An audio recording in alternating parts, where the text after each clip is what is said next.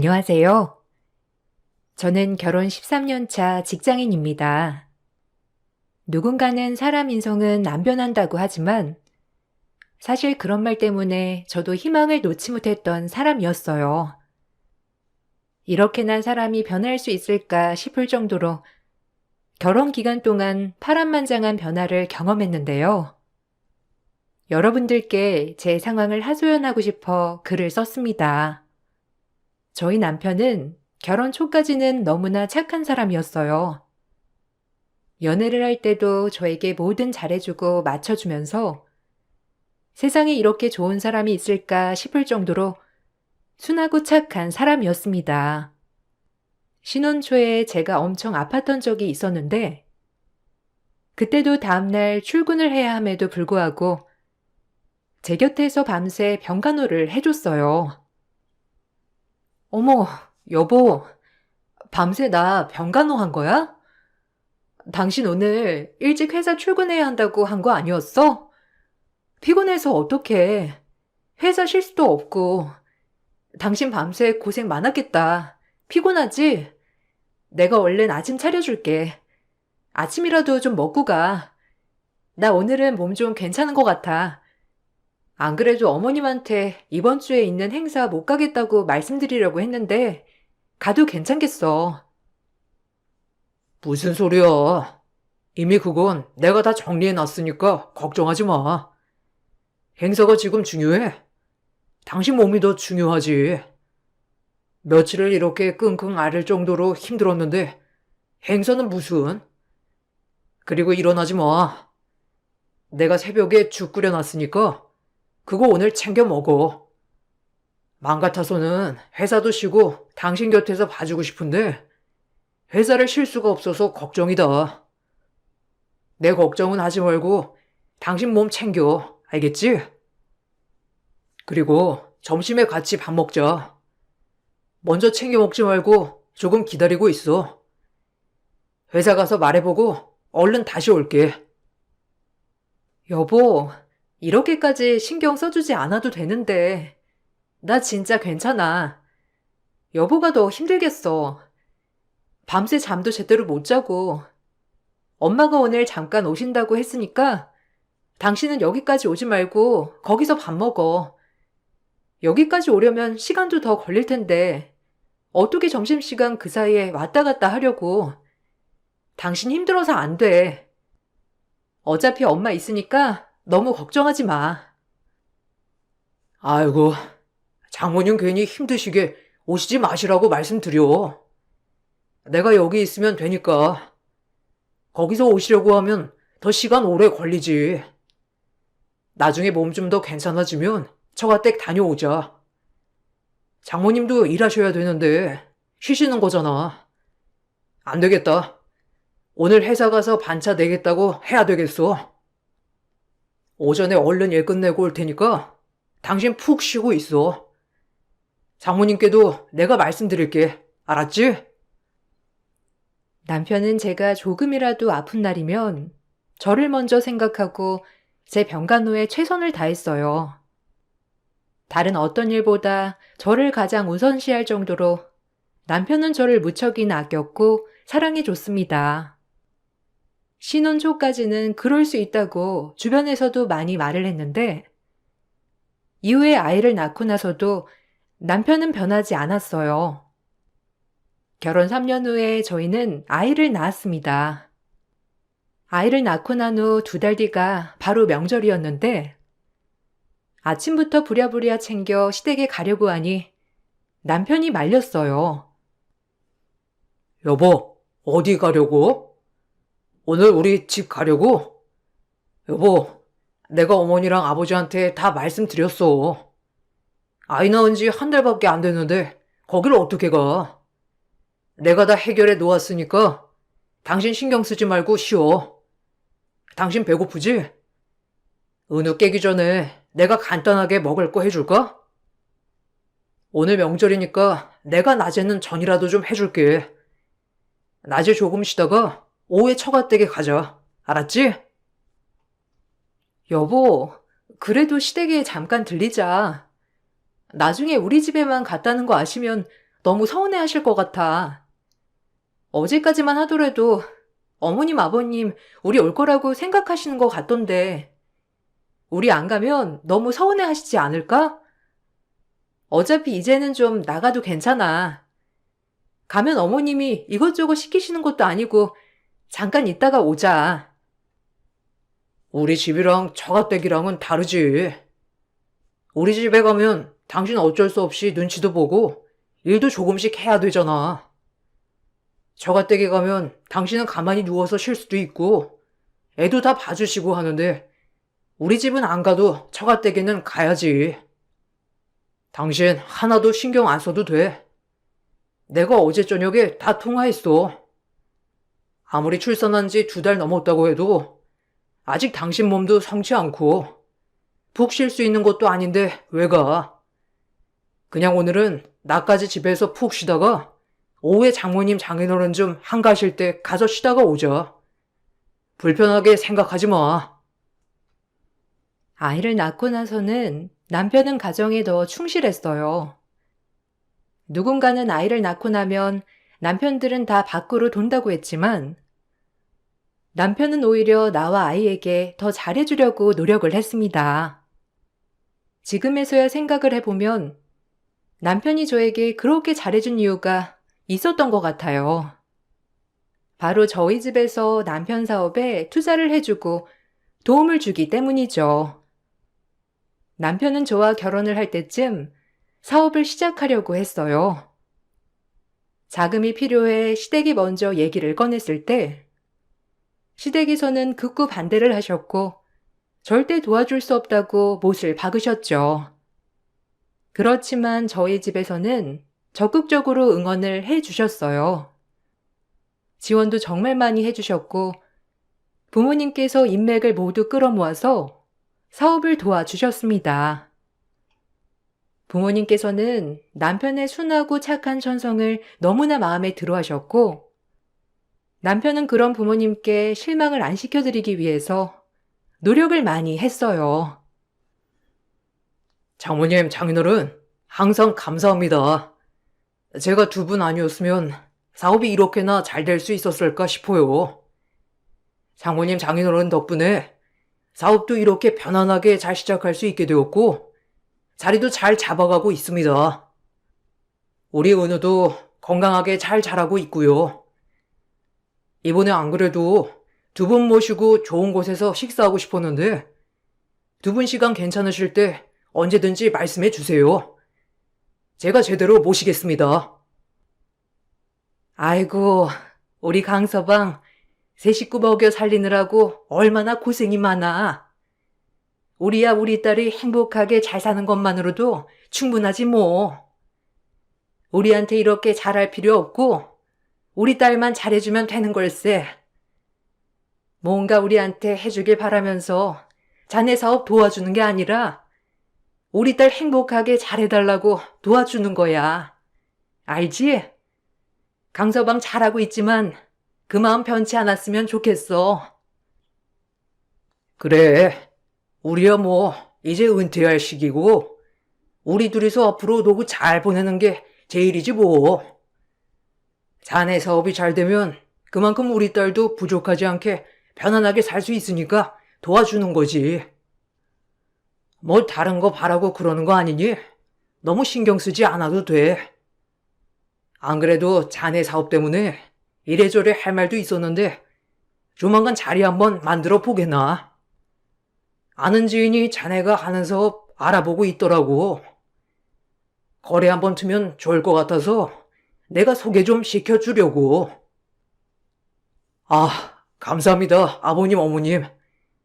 솔직히 저희 부모님도 제 사업 지금까지도 못마땅히 하시는데 장모님, 장인어른 덕분에 제가 더 기펴고 열심히 사업 시작하고 있는 것 같아요. 다른 건 몰라도 제가 정말 아들이 될게요. 어머님, 아버님 아들로서 더 잘 살게요. 남편은 친정 부모님뿐만 아니라 저에게도 정말 잘해 주었어요. 아이를 낳고 나서 몇 년 동안은 사업 자리를 잡느라고 정말 정신없이 지냈지만 그 와중에도 저희 집을 챙기는 일은 소홀히 하지 않았습니다. 주변에서도 이런 남편을 만난 게 복이라고도 많이 얘기를 했죠. 남편이 잘하는 만큼 친정 부모님께서는 사업이 잘 자리를 잡고 커갈 수 있도록 옆에서 정말 많이 도와주셨어요. 거래처를 연결해 주시기도 했고, 남편이 어려움을 겪고 있을 때는 얼른 이겨낼 수 있도록 도움을 주시기도 했습니다. 수년을 꼬박 노력하면서 자리를 잡으려고 한 끝에 드디어 사업은 점점 피기 시작했어요. 매달 벌어들이는 수입도 점점 달라졌는데 달라진 것은 수입뿐만이 아니었습니다. 어느 순간부터 남편의 태도도 눈에 보일 정도로 달라지기 시작했어요. 여보, 오늘 바빠? 안 그래도 아빠가 전화 왔었는데 당신 며칠 동안 연락이 안 된다고 하시더라고. 사업 때문에 이래저래 물어볼 게 있으시다면서. 여보, 당신이 한번 연락해봐.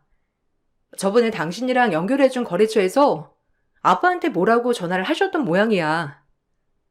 당신이랑 연락해서 해결하려고 하셨다는데 그래도 아빠가 걱정되셨는지 연락했는데 당신이 안 받았대. 전화 못 받았어? 아, 그거? 아, 그 거래처 내가 거래하기 싫다고 하니까 장인어른은 참. 아, 그거 내가 알아서 한다고 말씀드려. 장인어른은 왜 자꾸 사업에 관여하시는지 모르겠네. 어차피 장인어른 잘 알지도 못하시는데 자꾸 그렇게 간섭하시니까 내가 진짜 너무 머리 아프다. 네가 좀 얘기해봐. 아, 왜 이렇게 연락하시는지 이해를 못하겠어. 당신 무슨 소리를 그렇게 해? 당신 지금 거래하는 곳 대부분 우리 아빠가 연결해준 곳이잖아. 당연히 아빠 보고서는 당신이랑 거래하는 곳도 많으니 거기서 문제 터지면 아빠한테 연락이 오는 건데 그걸 왜 간섭한다고 말하는 거야? 그렇게 생각을 하고 있으면 아빠 도움을 받으면 안 되는 거 아니야? 도움받을 건 다 받아놓고 이제 와서 간섭이라고? 아니, 좀 그렇잖아. 무슨 일만 터지면 그냥 사이랑 해결 보라고 하면 될걸. 왜 자꾸 나한테 이래라 저래라 하시는지 모르겠다니까. 내가 사업을 하고 있는 건데 왜 하나부터 열까지 장인어른이 다 간섭을 하시는 거냐고. 이거 진짜 스트레스야. 장인어른이 도와주신 것도 맞지만 솔직히 사업 이렇게 키운 건 온전히 내가 잘해서 그런 건데 당신이야말로 무슨 말을 하는 거야? 남편은 친정 부모님께서 도와주신 건 맞지만 결국 사업이 크게 된 것은 본인 덕이라고 말을 했어요. 처음에는 저도 친정 부모님께서 간섭을 많이 하시는가 보다 생각이 들어 중재를 하려고 했는데 부모님 말을 들어보니 남편에게 간섭하는 건 하나도 없더라고요. 다만 사업체와 연결된 거래처들 중에서 대부분이 부모님을 알고 계시는 분들이다 보니 문제가 생겼는데 이걸 제대로 해결을 하지 않으면 결국 부모님께 연락이 오니 어쩔 수 없이 부모님이 연락을 하셨던 것인데 그것마저도 남편은 불편해했어요. 남편뿐만 아니라 시댁에서도 점점 시집살이를 하기 시작했습니다. 하루는 직장에서 일을 하고 있는 저에게 연락을 하셔서는 당장 시댁으로 오라며 화를 내셨어요. 저는 영문을 몰라 일찍 일을 정리하고 시댁으로 향했는데 집이 엉망진창이 되어 있더라고요. 어머님, 저 왔어요. 근데 이게 다 뭐예요? 집이 왜 이렇게까지 엉망이 된 거예요? 물건들은 왜 다 꺼내 있고 무슨 일이라도 있으셨던 거예요? 급하게 전화를 끊으셔서 급한 일 있으신 것 같다 생각은 했는데 집이 왜 이렇게 된 거예요? TV랑 세탁기랑 이런 건 왜 다 밖에 버려져 있고 어머님, 이사라도 가시려고요? 거기 우두커니 서 있으면 저절로 정리된다니? 그렇게 서 있지 말고 얼른 정리해서 밖에 싹 다 내다 버려. 너는 며느리가 된 게 시댁 일에 관심이나 있는 거니? 오죽 네가 아무것도 안 하면 아들이 나서서 지까지 신경 쓰게 하니? 에휴, 이거 싹 다 버리고 새로 물건 들을 거니까 다 분리해가지고 밖에 내다 버려라. 오늘 내로 해야 하니 꾸물거리지 말고 얼른 해. 네? 갑자기 왜 물건들을 다 버리신다는 거예요? 그리고 저 급한 일만 정리하고 온 거라서 다시 사무실 들어가 봐야 해요. 어머님 미리 말씀이라도 해주시지 그러셨어요.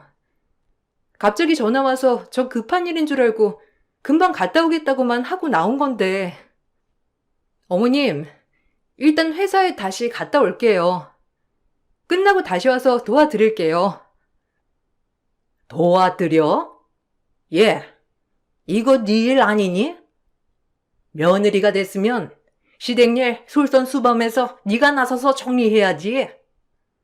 나이 많은 시모가 네 일까지 다 해야 되겠어? 그리고 일이 대수냐? 너는 네 남편이 밖에서 그 생고생하면서 돈 벌어다 주면 시댁에도 알아서 잘해야 하는 거 아니야? 나는 살다 시댁에 이렇게까지 못하는 애는 처음 봤어. 회사 갈 생각하지 말고 앉아서 그거나 치워.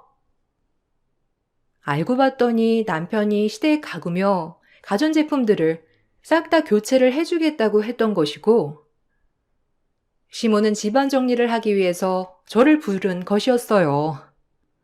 저도 회사에 다니면서 일을 하고 있었지만 시댁에서는 제 일은 전혀 존중해주지 않았습니다. 남편 또한 제가 하는 일에 대해서는 전혀 생각을 하지 않았고, 시댁에서 뭔가를 시키면 며느리로서 당연히 모든 일을 제치고 해야 한다고 생각을 하기 시작했어요. 사업이 잘 되고 나서 남편은 명절에도 친정에 가지 않았습니다.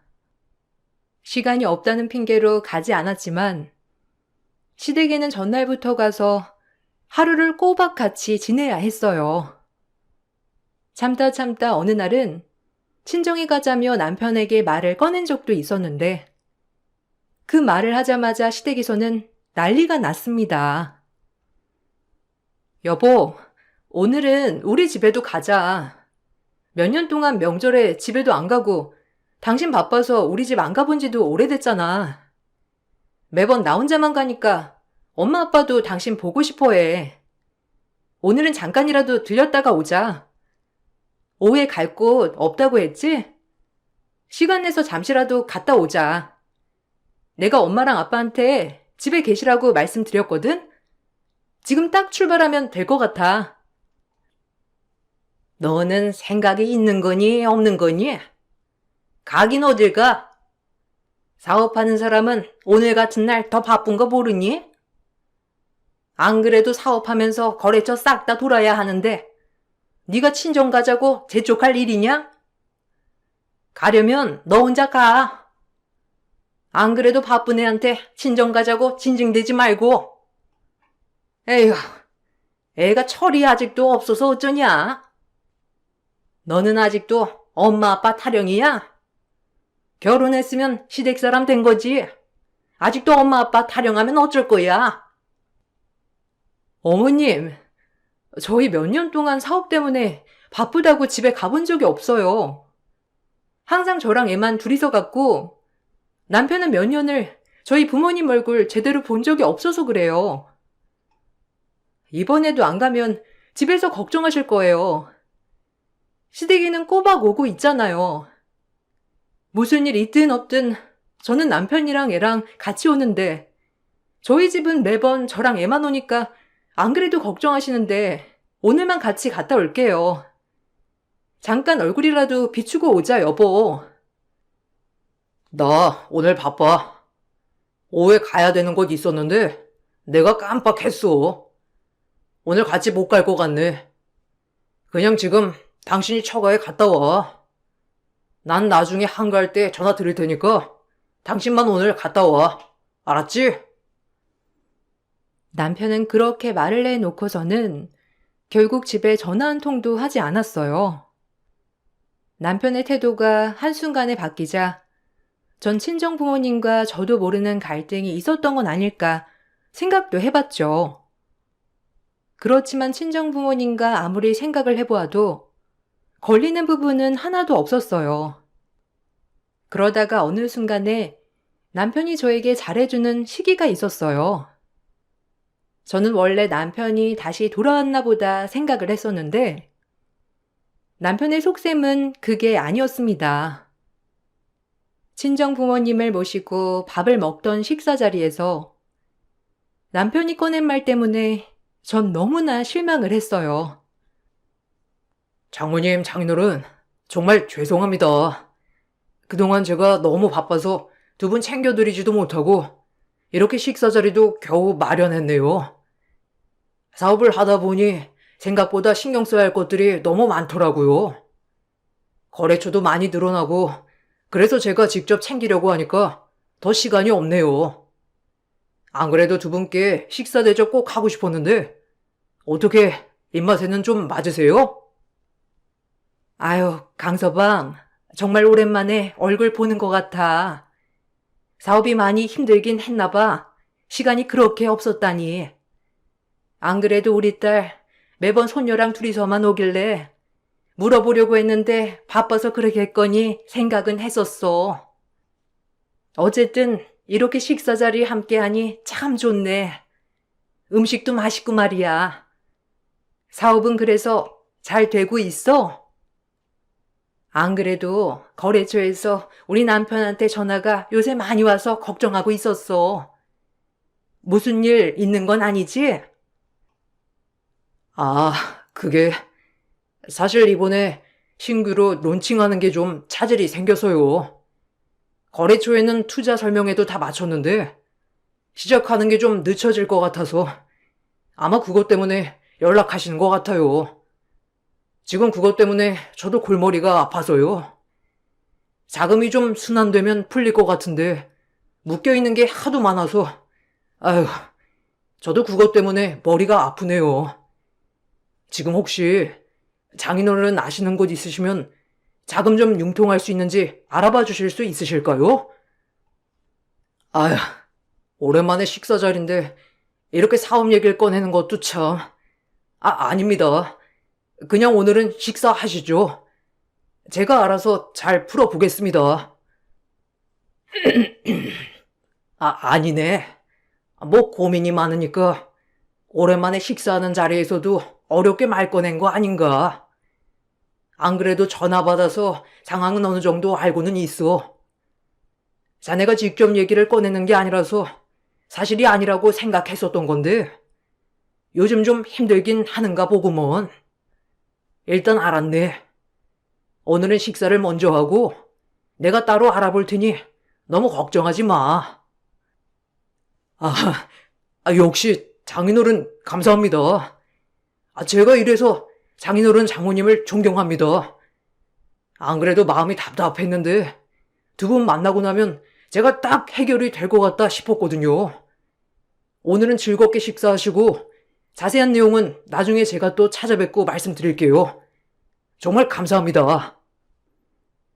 사업적으로 어려운 일이 생길 때면 남편은 저에게 잘해주면서 부모님과 식사 자리를 마련했고 사업이 힘들다는 얘기를 은근히 꺼내기 시작했어요. 처음에는 그럴 수 있지라고 생각했었는데 점점 남편은 사업이 힘들 때를 제외하고는 저에게 잘해주지 않았고 부모님과 식사 자리도 마련하지 않았습니다. 결국에는 사업 도움을 받기 위해서만 만난다는 걸 알고서는 그럴 때마다 남편에게 큰 실망을 하게 되었어요. 부모님께서는 남편의 행동은 어느 정도 눈치를 채면서도 결국 저를 위해서 이리저리 알아봐 주시기도 했고 결국 사업의 위기에서 도움을 많이 주셨습니다. 어느 정도 위기를 벗어나고 나서는 남편은 다시 저와 친정 부모님을 모른 척하기 시작했습니다. 실망감이 점점 쌓여가고 있을 때쯤 남편이 시동생이며 사촌들까지 사업장의 높은 직급으로 넣어두고 엉망진창으로 사업을 운영하고 있다는 것을 알게 되었어요. 남편에게 문제를 지적하자 남편은 심한 말을 했죠. 당신 사업장 어떻게 운영을 하고 있길래 다른 직원들이 날 보자마자 뭐라고 하소연만 해? 시동생이며 사촌들까지 다 사업장에 그냥 넣어둔 거야? 들어보니까 다른 직원들 괴롭히고 제대로 일은 안 하고 월급은 자기들보다 훨씬 더 많이 받아간다면서 다들 뭐라고 하던데. 당신 이러다가 사업 잘못되면 어쩌려고 이러는 거야? 아무리 그래도 제대로 된 사람을 고용하거나 그래야 하는 거 아니야? 넌 무슨 말을 그딴 식으로 하냐? 그럼 우리 동생들이 제대로 된 사람이 아니라는 거야? 진짜 어처구니가 없다. 원래 이렇게 가족끼리 하나씩 주고 하는 거지. 뭐가 그렇게 불만인데? 불만 있는 직원 있으면 그냥 그만두라고 해. 걔네 말고도 일할 사람은 널리고 널렸으니까. 넌 꼭 네 아빠처럼 그따위로 사업에 관여해야 되겠냐? 네가 잘 알겠냐? 내가 잘 알겠냐? 뭐? 어떻게 그런 식으로 말을 해? 내가 다른 것 때문에 그래? 당신 사업 걱정하는 거잖아. 지금이라도 제대로 일이라도 하라고 좀 해. 당신이 아무것도 관리 안 하니까 사업장이 엉망진창으로 운영되는 거 아니야? 아무리 그래도 일은 제대로 하라고 해야지. 당신 사업장 돈은 돈대로 나가면서 제대로 일하는 직원들은 대우도 안 해주고 그러면 진짜 큰일 나는 거야. 야, 그렇게 잘났으면 네가 가서 사업장 운영해. 하지도 못할 거면서 말만 그렇게 하지 말고. 너처럼 말만 하는 건 누구나 다 하는 거야. 근데 관리하는 게 네 말대로 그렇게 쉬운 줄 알아? 잘해주면 잘해준 대로 또 불만 생기고 걔네들은 똑같아. 지금이랑 달라진다고 해서 뭐 걔네가 더 열심히 일할 것 같아? 차라리 가족들 넣어두는 게 낫지. 내가 하는 일에 간섭하지 말고 너는 네 할 일이나 잘해. 남편은 직원들의 불만사항도 전혀 들어주지 않았고 자기 가족들만 챙기느라 바빴어요. 사촌들이며 시동생까지 회사에 넣어두고는 탱자탱자 놀기만 하는데 그것에 대해서는 전혀 지적하거나 바꾸려고도 하지 않았어요. 결국에는 전부터 알고 있었던 좋은 직원들이 그만두며 저에게 상황을 털어놓았고 그제야 저는 사업장이 어떻게 운영되고 있는지를 알게 되었습니다. 남편에게 이 사실을 말을 해보아도 남편은 전혀 바꾸고자 하는 의지를 보이지 않았어요. 오히려 어떻게든 사업장을 크게 키우려고만 했을 뿐이었습니다. 남편은 심지어 아이에게도 관심이 별로 없었어요. 그나마 사업상 만나는 사람들에게 좋은 이미지를 보여주고 싶어서 가족에게 다정한 아빠 코스프레를 했는데 어느 날 아이가 아파서 가족 모임에 참석하지 못하게 되니 남편은 크게 화를 냈어요. 아니, 고작 하는 게 애 하나 보는 거면서 애 몸 관리를 제대로 못하는 게 말이나 돼? 오늘 중요한 모임인데 애가 아파서 못 가는 게 지금 말이나 되냐고. 약 먹여. 얼른 열이라도 내리게. 애한테도 잘 설명하고. 가서 징징거리거나 아프다고 하면 혼난다고 해. 정말 이게 뭐 하는 짓이야? 가서 애 제대로 못 돌보면 진짜 알아서 해. 당신 진짜 뭐 하는 짓이야? 애가 아픈데 무슨 모임을 가겠다는 건데. 그거 우리 못 가. 애 컨디션 봐가면서 그따위 말 짓거려. 애가 아픈데 애 데리고 모임 가겠다는 아빠가 제정신이야? 그리고 애는 나 혼자 보니? 내 애이기도 하지만 당신 애이기도 한데 지금 뭔 소리를 하는 거야? 우리 못 가니까 당신 혼자 가던지 다음에 가던지 해. 아이씨, 말이 안 통하네. 지금 중요한 모임이라고 내가 아까 말했잖아. 그쪽에서도 우리 애랑 동갑자리에 같이 나오는데 같이 가서 좋은 모습 보여주면 사업에도 좋다니까 그러네. 헛소리 하지 말고 애 약부터 먹이고 열부터 떨어지게 해. 내가 뭐 가서 일을 하라고 했냐? 뭘 하라고 했냐? 그냥 밥이나 한 끼 먹고 오자는 거잖아. 그게 우리 좋다고 하는 거야? 당신 그 욕심 때문에 그러는 거잖아. 아니야? 어떻게 애가 아픈데 그런 모임에 가야 한다고 말을 할 수가 있어? 당신 제정신이야? 나 당신이랑 더 이상 할 얘기 없으니까 당신 혼자 가든지 하라고.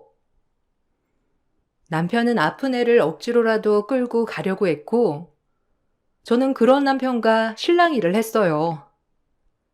결국 아이와 저는 모임에 참석하지 않았지만, 그날 이후로 남편은 정말 사업에 정신 나간 사람처럼 보였습니다. 얼마 뒤 아이가 낳고 나서 저는 심한 독감에 걸렸어요. 밤낮으로 아파서 끙끙 앓는 저를 보면서도 남편은 몸 관리도 제대로 못한다면서 오히려 저를 한심하게 보고서는 나가버렸죠. 결국 증상이 심해지면서 입원을 하게 되었어요. 남편에게 입원을 했다고 하자 어쩐 일로 남편은 불이 나게 병원으로 왔더라고요. 그러게. 몸 관리 제대로 잘하라고 했잖아. 이게 뭐 하는 짓이야? 그래서 언제까지 입원해야 된다는데? 오늘 하루 정도면 괜찮지 않나? 들어보니까 독감은 링거 한 번 맞으면 다 낫는다고 하던데. 당신 꾀병 부리는 거 아니지? 아니 그러니까 평상시에 건강관리를 좀 해야지. 어른이 돼가지고 이게 뭐야? 집에는 연락해봤어? 내일 김장하는 날이잖아. 연락했어. 병원에서도 한 며칠은 입원해서 봐야 된다고 해서 입원하려고. 애는 엄마가 오셔서 봐주실 거야. 당신은 신경 쓸 거 없어. 폐 상태가 별로 안 좋아서 입원해서 보는 게 좋을 것 같다고 하셔서 그래야 할 것 같아. 안 그래도 시댁에 전화드렸는데 어머님께서 그래도 김장해야 하니까 오라고 하셔서 당신이 가서 좀 말씀드려줘. 내가 말하니 구태여 오라고 하시네. 야, 그거 얼마나 아프다고? 내일 하루 시간을 못 내? 안 그래도 너 지금까지 우리 집에 뭐 한 것도 없잖아. 이참에 며느리 노릇 좀 해야 하지 않겠어? 감기 때문에 며느리 노릇 안 하냐? 슬슬 80포기만 해. 내가 엄마한테 많이는 못할 것 같고 80포기만 한다고 말해둘 테니까. 아, 너 가만 보면 우리 집에 무슨 일이 있을 때마다 아프다고 하는 것 같다. 너 이것도 꾀병이지? 야, 헛소리 하지 말고 내일 가서 김장해. 남편은 몸도 제대로 못 가누는 저의 꼴을 보고서도 다음날 김장을 하러 가라면서 말을 했어요. 그때 절 간호해 주려고 오셨던 엄마가 그 말을 듣고선 바로 들어와 남편의 뺨을 내리쳤습니다. 남편은 처음 엄마를 보고서는 깜짝 놀라 했지만 이내 화난 얼굴로 엄마에게 소리를 쳤죠. 장모님, 이게 도대체 뭐 하는 짓입니까? 제가 뭘 했다고 뺨을 날리세요? 아무리 장모님이라도 이건 아닙니다. 가족이라도 친곡감이라고요. 안 그래도 제가 지금까지 꾹꾹 참아왔는데 도저히 안 되겠네요. 장모님이 이렇게 오냐오냐 하면서 키우니까 저 사람이 저희 집에 아무것도 안 하는 겁니다. 이렇게 감싸돌면서 키우시니 며느리가 되어서는 며느리 도리도 하나도 안 하고 있잖아요.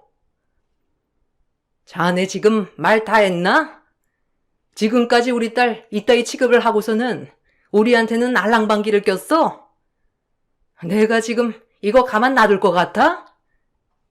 우리가 지금까지 누누이 말했지? 다른 건 몰라도 우리 딸 행복하게만 해주라고. 그렇게 말했던 거 자네 어디로 들은 거야? 우리 딸 이렇게 만든 것도 다 네 탓이야. 내가 가만히 안 둘 거야. 아, 진짜 장모님이야말로 제가 가만히 둘 것 같아요? 지금 제 뺨 날리신 거 신고할 겁니다. 이거 신고하면 장모님 처벌 받으신다고요? 아세요? 그거 아시고서는 저한테 막말하시는 거예요? 장모님 뭘 어떻게 하실 건데요? 가만 안 두시면 뭘 어떻게 하실 거냐고요? 고작 조금 도와주신 거 가지고 지금까지 그러시는 것 같은데 지금 실수하신 겁니다. 그래, 그 얼마나가 어느 정도인지 내가 똑똑히 보여줄 테니까 각오해. 신고하려거든 하고 싶은 대로 마음대로 하던지. 근데 뒷감당 네가 다 할 수 있을 것 같니? 우리 딸 이 꼴로 만든 거 뼈저리게 후회하게 만들어줄 테니까 각오하라고. 남편의 태도를 보고서는 엄마는 그간 제가 어떤 취급을 받고 있었는지를 알게 되셨고, 그 후로 엄마와 아빠는 제 이혼을 적극 도와주셨습니다. 변호사를 선임하셔서 이혼 준비와 함께 사업에 투자했던 투자금을 회수하기 위해 모든 준비를 하셨어요. 안 그래도 남편의 태도가 변하기 시작하면서 엄마와 아빠는 여러 가지 준비를 해두셨다고 하시더라고요. 투자금에 대해서 서류도 다 작성을 해두셨던 것이었습니다. 그동안 아빠는 남편에게 투자도 하셨지만 투자자들 소개도 많이 해주셨어요. 남편의 거래처 중에서는 아빠의 소개로 연결된 곳들이 많았습니다. 남편은 자기 능력으로 거래를 뚫게 된 것이라고 생각했지만 사실상 아빠의 인맥으로 맺어진 거래들이 대부분이었죠. 투자 회수를 함과 동시에 아빠는 알고 있는 모든 사람들에게 남편과 남이라고 선언을 하셨습니다. 거기다가 그만둔 직원들에게 그동안 미지급한 추가 수당 등을 청구하는데 도움을 줬습니다. 남편 사업장에 할 수 있는 모든 청구는 다 한 번에 진행을 하셨어요. 거래처에서는 슬슬 남편을 손절하기 시작했고, 뒤늦게 남편은 사태 파악을 하고선 미안하다며 저희를 찾아왔습니다. 아버님, 어머님, 정말 죄송합니다. 제가 사업에만 눈이 멀어서 제대로 제가 가정을 돌보지 못했습니다. 정말 죄송합니다. 어머님, 아버님께 드릴 말씀이 없어요. 앞으로 제가 더 잘하겠습니다. 정신 차렸고 반성했어요. 와이프한테도 너무 미안하고 잘못한 것 같습니다. 사업 정리하고 다시 시작하겠습니다.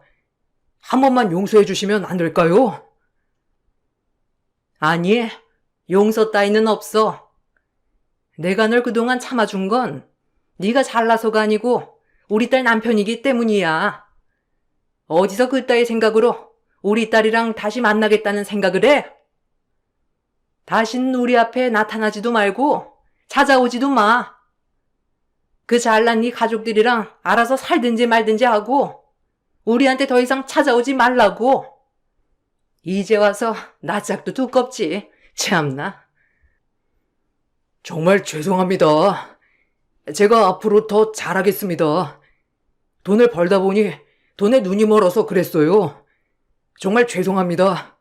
어머님, 아버님 한 번만 용서해 주시면 제가 전보다 더 잘할게요. 앞으로는 장모님, 장인어른이 시키는 대로만 하겠습니다. 한 번만 용서해 주세요. 여보, 한 번만. 내가 진짜 잘못했어. 당신이랑 우리 아들한테도 잘할게. 한 번만 기회를 줘. 이미 충분히 기회를 줬고 그걸 다 날린 건 내가 아니고 당신이야. 당신은 지금껏 우리는 뒷전이었고 당신 잘난 것만 생각했잖아. 이제 와서 왜 기회를 달라고 해? 이미 당신은 우릴 버렸어. 이제는 우리가 당신을 버릴 차례야. 앞으로 볼 일 없을 거야. 아이 양육비나 제때 보낼 생각해. 알겠니? 그렇게 저는 남편과 헤어지게 되었습니다. 남편에게 유책 사유가 있었기에 위자료를 받게 되었어요. 남편은 계속해서 미안하다며 연락이 오지만 사실 그동안 참아왔던 인내심이 이제는 바닥이 난 것 같아요. 더 이상 남편을 보아도 안쓰럽거나 애처로운 감정도 들지 않네요. 그렇게 잘 나가던 남편 사업은 거래처가 다 떨어져 나가고 나서 업계 내에서도 이미지는 최악으로 떨어지게 되었습니다. 그렇게 돈을 챙겨주었던 시동생과 사촌들도 남편 사업이 망해가자 모두 나 몰라라 했다고 하더라고요. 돈을 잘 벌 때는 그렇게 떠받들던 시댁에서조차 남편이 망하면서 그동안 해주었던 좋은 가전제품이며 가구들을 다 처분해야 했다더라고요. 아마 그 집에서는 매일매일 서로가 서로의 분쟁이 되고 있겠죠. 저는 아이와 함께 친정으로 들어와 생활을 하고 있습니다. 부모님께서는 이번 일로 많은 걸 알게 되셨다고 하시더라고요. 진정 자식이 행복하길 원한다면 무조건 문제를 해결해 주는 게 답이 아니라는 걸 느끼셨다고 해요. 지금은 아이와 함께 행복하게 잘 지내고 있어요. 가끔 면접 교섭으로 보는 남편은 초췌해 보이긴 하지만 그것 또한 본인이 이겨내야 할 것이라 생각한답니다. 여러분들은 저처럼 사람이 한순간에 바뀐 경험이 있으신가요? 어떻게 그 상황을 이겨내셨는지 궁금하네요. 제 얘기를 들어주셔서 감사합니다. 모든 분들께 행복과 축복이 가득하시길 기원할게요. 안녕하세요. 저는 최근에 이혼장 날리고 남편과 갈라서게 된 30대 후반 여자입니다. 확실히 믿었던 사람에게 받은 상처는 그만큼 오래 가는 것 같아요. 남편과 부부 생활을 이어간 지 5년 차가 넘어가면서 그래도 제가 믿고 사랑했던 사람이었는데 결정적일 때만큼은 누구보다 제 편에 서서 얘기해 줄 거라 확신하고 있었어요. 하지만 평생을 함께할 사람이라고 생각했던 남편이 뱉은 한마디는 모든 걸 산산조각나게 만들어 버렸습니다. 몇 달 전에 정신적으로 저에게 많은 버팀목이 되어주셨던 엄마가 건강상 문제로 세상을 떠나셨어요. 제가 태어나자마자 아빠를 잃은 것도 마음이 아픈데 엄마마저도 곁을 떠나시니 그 충격은 너무 크게 다가왔었죠.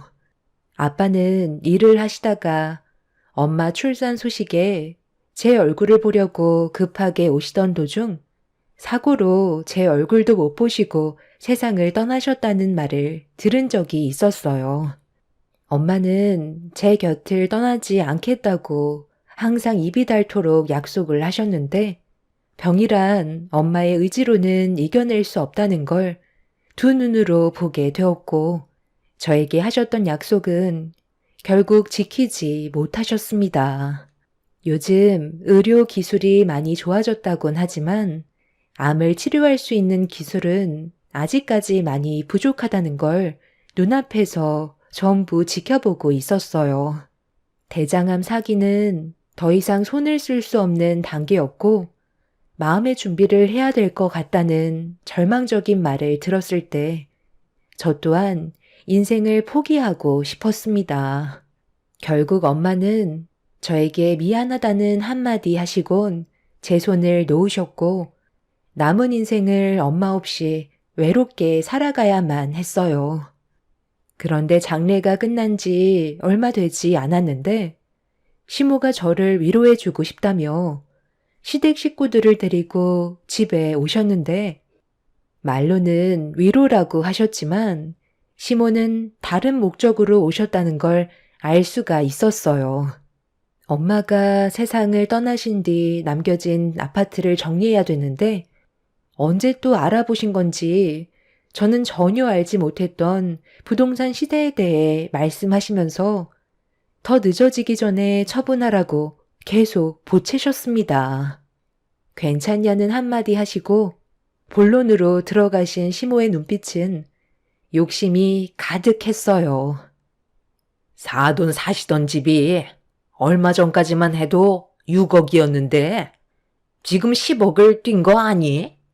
부동산 거래 보니까 몇 개 매물 나왔던 거 바로 팔렸더만.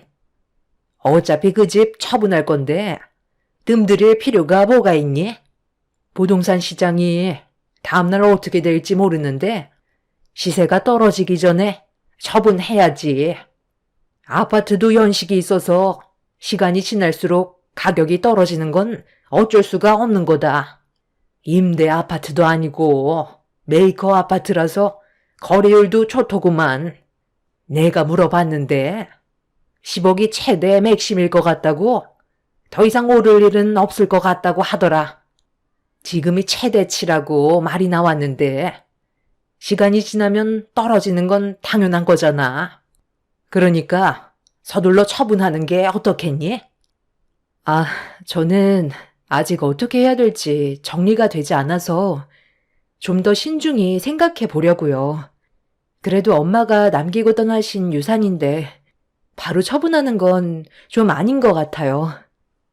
내가 너한테 영양가 없는 말이나 들으려고 여기까지 달려온 줄 아니?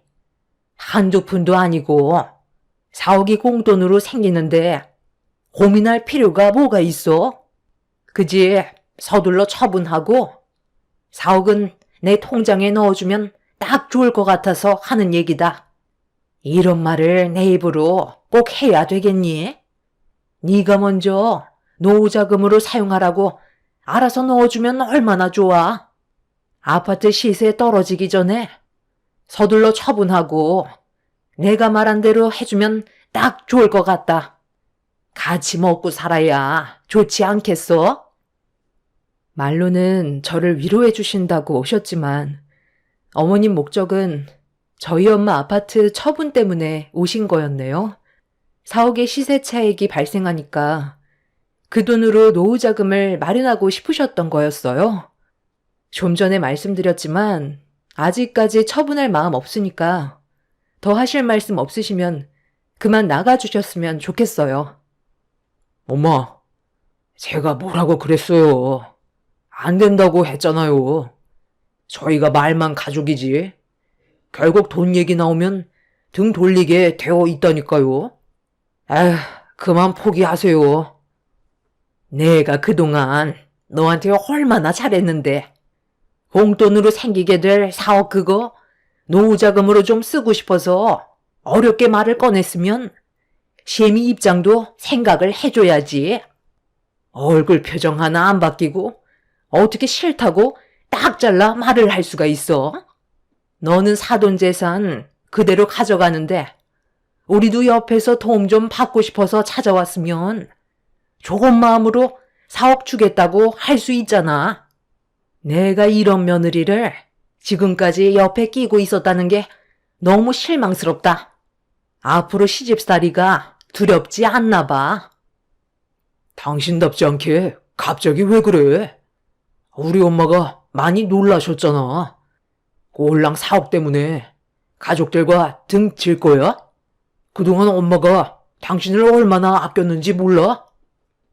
아주 잘 알지. 내가 왜 그걸 모르겠어. 일 시키기 전날에 항상 전화하셨잖아. 매번 명절 때마다 다음날 음식해야 되니까 쓸데없이 나가서 사고라도 나면 안 된다고 집 밖으로 아예 나가지도 못하게 하시잖아. 저번 명절 때 당신 생각 안 나? 잠깐 마트 가서 필요한 물건 샀다가 전화하셔서 어디냐고 하시길래 잠깐 동네 마트 왔다고 했다가 노발대발 하셔서 난리 났던 거 기억 안 나? 나를 아껴주시는 게 아니라 어머님은 나를 일 시키는데 차질이 생기면 안 되니까 집 밖으로 나가지 못하게 하신 거라고. 그런데 나를 아낀 거라고? 더 말하고 싶지 않으니까 그만 돌아가세요. 저희 엄마 세상 떠나신 지 얼마 되지도 않았어요. 오늘은 네가 너무 흥분한 것 같으니까 일단 돌아가도록 하마. 어차피 공돈인데 의미 있게 했으면 좋으니까 했던 말이다. 나중에 다시 얼굴 보고 얘기하자. 시모는 제 눈치를 보시면서 가족들을 데리고 돌아가셨지만 화가 가라앉지 않아 온몸이 떨리고 있었습니다.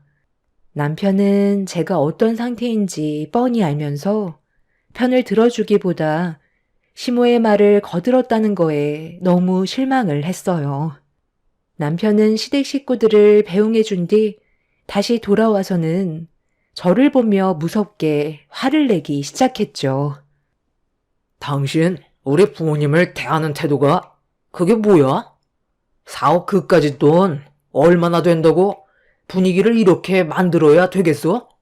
오늘은 늦었으니까 내일 다시 가서 죄송하다고 말씀드리고 우리 엄마가 말씀하신 대로 장모님 집 처분하고 남은 차에 4억 노후자금으로 드리겠다고 말씀드려. 평생 얼굴 붉히면서 살 거야? 그 돈이 당신 집안 돈이야? 말하는 게 아주 당연하게 생각하는 것 같은데, 다시 한번 말하지만, 그거 우리 엄마 집이야. 그리고 나에게 남겨진 유산이라고. 그래서 지금 집안 분위기를 더 심각하게 만들겠다는 거야? 엄마가 저렇게까지 화내시는 것 보면 당신이 뭘 잘못했는지 몰라? 이번 기회에 우리 엄마한테 점수 따면 얼마나 좋아? 하루 이틀 얼굴 볼 사이도 아닌데 웬만하면 해달라는 대로 좀 해주고 좋은 관계 유지하면 좋잖아. 어려운 거 아닌데 쪼잔하게 자꾸 이럴래? 같이 살면서 항상 느끼고 있었던 건데, 당신은 내 입장에서는 단 한 번도 편을 들어주지 않더라. 이번에도 다를 건 전혀 없었고, 당신한테 정말 많은 실망을 했어. 우리 결혼 생활한 지 5년이고, 우리 사이에서 태어난 지우는 이제 3살이야. 지금이 제일 중요한 시기라고 생각하는데, 부부관계에 금이 가기 시작했고, 당신이랑 한 공간에 있는 것 자체가 너무 불편해. 내가 지금까지 노력을 안 한 것도 아닌데, 항상 돌아오는 건 이런 대우였어. 지금도 마찬가지야. 우리 엄마 유산인데, 어머님이 본인 것 마냥 당연하게 달라고 하면 당신이 옆에서 차단을 해줘야 되는 게 맞는 거 아니야? 나에 대해서는 조금도 알아주려 하지 않는데 무슨 말이 더 필요하겠어? 더는 대화하고 싶지 않아. 한동안 우리 엄마가 사시던 집에 있을 테니까 우리 관계 진지하게 다시 생각해보자. 어차피 장모님 아파트 처분하면 당신한테 떨어지는 돈도 많은데 시세 차익으로 얻게 될 4억 그거 우리 부모님 노후자금으로 좀 달라는 건데 그거 싫어서 우리 부부 관계에까지 문제가 생기게 만든 당신도 잘한 거 하나 없어. 그 돈 세상 떠날 때도 가지고 갈 거냐? 이렇게 각자 지낼 바엔 차라리 그냥 이혼하는 게 낫지. 남편은 조금의 망설임도 없이 저와 이혼하길 원하고 있었어요. 더는 대화 자체를 섞고 싶지 않아 제 딸을 데리고 엄마가 살고 계셨던 집으로 향했습니다. 남편은 저에 대한 분노를 쉬지 않고 문자를 보내면서 풀고 있었어요. 그동안 살면서 실망도 많이 했지만 그날 제가 겪었던 남편의 모습은 정과는 비교도 안 될 정도로 너무 큰 상처를 받게 되었습니다. 그렇게 엄마가 살고 계셨던 집에서 며칠간 머무르며 남편과의 관계를 진지하게 생각했어요. 제가 시모에게 4억을 준다 해서 대우가 달라질 것 같지는 않았습니다. 아마 아파트를 처분하면서 남은 돈을 시모는 더 얻어내기 위해 또 다른 방법을 동원할 테고 결국 또 다른 문제거리가 생기게 될 건 뻔했기 때문에 한 푼도 드리고 싶지 않았습니다. 제가 5년간 결혼 생활하면서 항상 느끼고 있었던 건 시모가 저를 진심으로 대해주지 않는다는 거였어요. 무언가 도움이 필요할 것 같을 때만 잘해주는 척 하시고 평소에는 제 얼굴만 보셔도 괄시하셨으면서 시모가 원하는 걸 얻으려 할 때만 저를 이용했던 모습을 지금까지 봐왔었기 때문에 어떠한 도움도 드리고 싶지 않았습니다. 그렇게 며칠간 엄마 집에서 생활을 하면서 조금의 연락도 없게 되자 남편과 시모는 아파트 시세가 떨어질까봐 불안했는지 이번에는 양손 가득 선물을 사가지고 집으로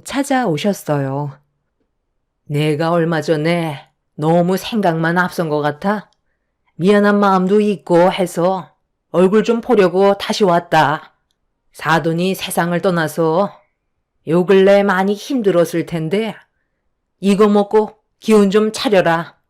장어즙인데 이게 기력 회복하는 데는 특효라더라. 유명한 곳에서 진하게 내린 거니까 한 포만 먹어도 몸이 달라지는 걸 느낄 수 있을 거다. 당신을 위해 나도 선물 하나 준비했어. 엄마가 주신 장어즙부터 일단 먹어봐. 그러고 나서 내가 가지고 온 선물 보여줄게. 기대해도 좋을 거야. 나 지금 먹고 싶은 생각 별로 없으니까 용건만 간단히 해줬으면 좋겠어. 갑자기 이러는 거 더 부담스럽고 적응 안 돼. 그래, 알았어. 그럼 지금 보여줄게. 이거 봐봐. 엄청 귀엽지? 우리 둘째 가지는 거 어때? 하나는 외롭다고. 둘째도 가지길 원했었잖아. 내 입장은 하나라도 잘 키우자는 거였지만 당신이 원하는 대로 둘째 계획도 세울 테니까 그만 기분 풀고 집으로 돌아가자. 언제까지 여기서 지낼 건데? 계속 이렇게 지낼 건 아니지? 우리 관계에 문제가 생겼는데 둘째가 무슨 소용이야? 지금은 지유 하나 키우는 것도 얼마나 힘든 줄 알아? 당신이 육아에는 손가락 하나 까딱하지 않는데 둘째까지 나오면 내가 살아남을 수 있을 것 같아? 둘째를 가지자고 했던 건 지유 낳고 1년 뒤였어. 그때까지만 해도 당신이 이 정도는 아니었는데 지금은 예전의 모습을 찾아볼 수 없을 정도로 완전히 다른 사람이 되어버렸는데 굳이 둘째까지 가질 필요는 없을 것 같더라고. 그래서 지금까지 아무 말도 안 하고 있었던 거야. 앞으로 우리와 함께 지내는 동안 얼굴 붉힐 일이 없다는 건 말이 안 되지만 그래도 서로 이해하고 조금이라도 신경 써준다면 분명 좋은 관계를 유지할 수 있을 거다. 네가 잠깐 주춤하고 있는 동안 벌써 부동산 시세가 1,000만 원이나 떨어진 거 아니? 서둘러 처분하지 않으면 앞으로 계속 떨어지게 될 거다. 오죽했으면 내가 너한테 장어집까지 내려서 찾아왔겠니? 내 아들이 베네 쪼고리까지 사와서 네가 원하는 아이까지 가지겠다는 말까지 했겠냐고. 앞으로 더 떨어질 게 눈에 보이는데 분위기 탔을 때 빨리 처분하고 빠지는 게 제일 좋은 방법이다. 굴러 들어온 돈을 왜 다 걷어 차려 하는 건데? 이 집은 제가 어렸을 적부터 엄마와 함께 있던 공간이었으니까요. 정말 많은 추억이 담겨 있는 곳을 처분하면 이 집에 다시 들어오고 싶어도 올 수가 없잖아요. 아무리 돈도 중요하지만 저는 엄마와 함께 있던 세월의 흔적을 더 중요하게 생각해요. 그래서 지금 당장 이 집 처분하고 싶지 않아요. 아니, 왜 이렇게 앞뒤가 꽉 막혔어? 그 추억 때문에 당장 먹고 살 수 있는 돈을 날려먹겠다고? 너 정말 이기적이구나. 애도 생각해야지.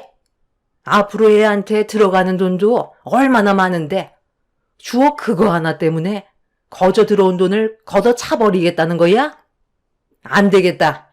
정말 이러다가 시세 차이가 얻지도 못하겠다. 이거 놓으세요. 지금 뭐 하는 거예요? 저는 싫다고 말씀드렸잖아요. 이 집이 어머님 것도 아닌데 왜 마음대로 하려는 건데요? 이거 놓으시라고요. 시모는 제 팔을 끌어당기면서 집 밖으로 끌고 나가려고 안간힘을 썼어요. 부동산 시세가 1,000만 원 떨어졌다고 당장 처분해야 된다면서 저를 끌고 부동산에 가려고 했죠. 제가 싫다고 발버둥을 치자 시모 혼자서는 역부족이라고 판단했는지 남편한테 도움을 요청했고 저는 남편에 의해 몸이 들려 버렸어요. 더는 참을 수가 없어 난리를 치면서 발로 남편의 얼굴을 내리쳤고 제 발 뒤꿈치에 얼굴을 맞게 된 남편은 바닥을 뒹굴면서 고통스러운지 비명을 질렀습니다. 제가 곧장 핸드폰을 들어 경찰에 신고를 하겠다고 하자 시모도 동네가 떠나갈 정도로 화를 내며 신고해보라고 제 머리채를 잡아 바닥으로 패대기를 쳤습니다. 그렇게 집안이 아수라장이 되자 주민분들이 신고를 했는지 경찰들이 왔고 그제서야 상황이 마무리가 될 수 있었어요. 시모는 끝까지 저에게 달려들면서 가만두지 않겠다며 분노를 가라앉히지 못했습니다. 제가 왜 이런 대우를 받아야 하는지 이해할 수 없어 그 자리에서 남편과 이혼을 하겠다며 확실하게 못을 박았어요. 남편은 제가 원하는 대로 되지 않을 거라면서 코를 부여잡고 집으로 돌아갔어요. 그날 또한 저에게 사과를 하려는 마음보단 아파트 시세가 조금 떨어졌다는 것 때문에 찾아오신 거였죠. 이미 너무 큰 실망과 상처를 받았던 저는 남편과의 이혼을 고민할 필요도 없었어요. 소송을 걸어서라도 이혼을 하기로 마음을 먹게 되었습니다. 그래서 이혼 서류를 준비한 뒤에 집으로 돌아가 남편한테 이혼 통보를 하려고 현관문 손잡이를 잡으려는 순간 충격적인 말을 듣게 되었고 온몸이 떨려왔어요. 문을 완전하게 닫지 않아 틈 사이로 들리던 대화 소리는 상상 이상으로 저에게 상처를 안겨 주었네요. 이러다 아파트 시세가 계속 떨어져서 제대로 된 수익도 받지 못할까봐 내 속이 요즘 말이 아니다. 올랐을 때 처분해야지. 걔는 왜 이렇게 애가 답답한 거니? 그러니까요. 저도 요즘 느끼는 건데 제가 왜 저런 여자랑 결혼을 했는지 모르겠어요. 좋게 얘기하면 알아먹어야지. 그깟 추억이 뭐라고 사람을 이렇게까지 힘들게 하는지 모르겠어요. 그냥 제가 가서 확 엎어버릴까요? 지우 엄마가 이혼을 결심한 것 같은데 장모님 집은 저희 공동재산에 포함이 안 되어 있기 때문에 분할 같은 건 안 되거든요. 그래서 저희가 가진 걸로 분해를 해야 돼서 결국 손해는 저만 보게 된다고요. 다른 좋은 방법 없을까요? 왜 없어? 형은 나보다 몇 년이나 더 살았으면서 아직까지도 어떻게 해야 할지 몰라? 이래서 장남 역할 할 수 있겠어? 우리 가족 먹여 살리려면 결정적일 때 움직여야 된다고. 어차피 형수님, 이제 남은 가족은 한 명도 없잖아? 친척도 없는데 누가 형수님을 찾겠어? 내 말 무슨 뜻인지 아직도 이해 못해? 아, 형이 형수를 처리하라는 말이잖아. 우리 집안을 위해 그 정도는 할 수가 있잖아. 어차피 형수한테 돈 한 푼 받지 못할 거면 사람을 시키든 아니면 형이 조용히 처리하면 되는 거라고. 오늘 이 자리에서 나눈 대화는 평생 무덤까지 가져가면 되는 거니까 걱정하지 말고. 형수가 세상 떠나면 우리 가족한테 떨어지는 돈이 10억이 되는 건데 그걸 생각해야지. 원래 계획이 형수가 아파트 처분하면서 시세 차익으로 생긴 4억을 나 결혼할 때 신혼집 마련해 주려고 했던 거였잖아. 그런데 대놓고 신혼집 하나 해주려 한다면 주지 않을까봐 우리 부모님 노후자금이라고 조금은 불쌍한 척해서 설득시키려 했는데 씨알도 안 먹혀서 결국 여기까지 온 거면 형도 어느 정도는 책임이 있는 거지. 그러니까 내 말대로 형수님 처리해. 그리고 형도 다른 여자 만나서 새 출발하는 거야. 어때? 좋은 생각이지? 그럼 지우는 아직 3살밖에 안 됐는데 엄마 없이 세상을 살아가야 한다는 건데 그건 좀 너무한 거 아니야? 그래도 내 자식이잖아. 바로 결정은 못 내릴 것 같다. 아이요, 그렇게 마음이 물러 터져서 큰일을 할 수가 있겠어? 네가 장남이면 가족을 위해 희생을 할 줄도 알아야지. 걔야 내가 알아서 고아원에 보내도록 하마. 새 출발하는데 애가 걸림돌이 되어서야 되겠어? 요즘 누가 애 딸린 남자를 만나겠어? 눈 딱 감고 사고 한 번만 내도록 하자. 그럼 우리 가족 평생 행복하게 살아갈 수 있을 거다. 이대로 이혼하면 재산 분할하고 우리한테 위자료 청구하면 남는 게 뭐가 있겠어? 쟤는 혼자지만 우리는 딸린 입이 몇 개니? 너희 엄마 말이 맞다. 그렇게 하는 게 우리 가족을 살리는 길이야. 막내 아들 신혼집 하나 마련해주고 남은 돈으로 여유 있게 생활하면 얼마나 좋니? 돈 걱정 없이 편하게 여행 좀 다니면서 남은 인생 살아가고 싶구나. 우리 큰아들이 엄마 아빠 소원 들어줄 수 있을 거라 믿고 있으마.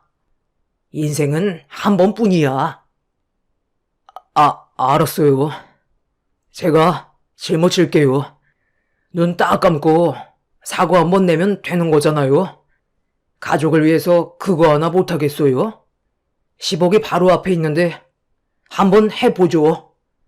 저희가 세운 계획이 순조롭게 되기 위해 짠 한번 할까요? 그동안 제대로 된 효도 한번 못해드렸는데 이번 기회에 확실하게 마무리 지어서 효도해 드릴게요. 뭐라고? 다시 한번 말해봐. 방금 뭘 어떻게 한다고? 교통사고로 나를 세상 떠나게 하고 우리 엄마가 남겨주신 유산을 너희들이 먹겠다는 거야? 어떻게 사람의 탈을 쓰고 그런 일을 저지를 생각을 다 하는 거지? 진짜 역겹다 못해 토할 것 같다. 당신은 나랑 함께한 5년의 세월은 아무것도 아니었던 거야? 그리고 우리 지우를 고아원에 보내겠다는데도 어떻게 아무렇지도 않게 수긍할 수가 있어? 내가 오늘 너희들의 대화를 듣지 못했다면 나는 아무것도 모른 채 세상을 떠날 뻔했었네. 가까이 오지 마. 지금 내 신변을 보호하기 위해 경찰에 신고했거든? 내 몸에 조금이라도 손대는 순간 가만두지 않을 거야. 가까이 오지 말라고 했잖아. 진짜 되는 거 하나 없네.